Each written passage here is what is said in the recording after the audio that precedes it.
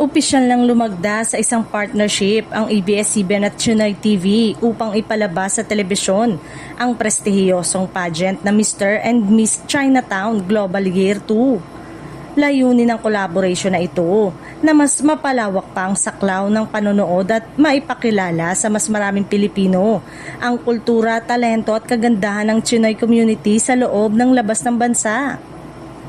Sa isinasagawang contract signing, personal na dumalo ang mga pangunahing opisyal ng dalawang panig kabilang sina ABS-CBN Chief Operating Officer Cory Vidanes, Ralph Menorca, Head of Programming and On-Air Operation ng network Alvin Kingson Tang, Pangulo ng Chinoy TV, at Nicole Cordoves, Pageant Director ng Mr. and Miss Chinatown Global Year 2. Ipinakita ng kanilang presensya ang matibay na suporta sa proyekto at ang kahalagahan ng nasabing partnership sa industriya ng media at entertainment.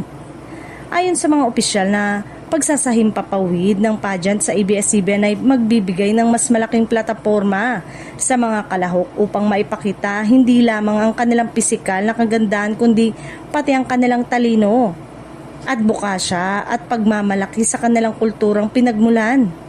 Isa rin itong hakbang upang mas mapalalim ang pag-unawa at pagpapahalaga ng publiko sa Chinoy heritage. Samantala, iginit ng pamunuan ng Chinoy TV na ang collaboration sa ABS-CBN ay isang malaking milestone para sa kanilang organisasyon dahil mas marami pang manonood ang maaabot ng kanilang mga programa at proyekto.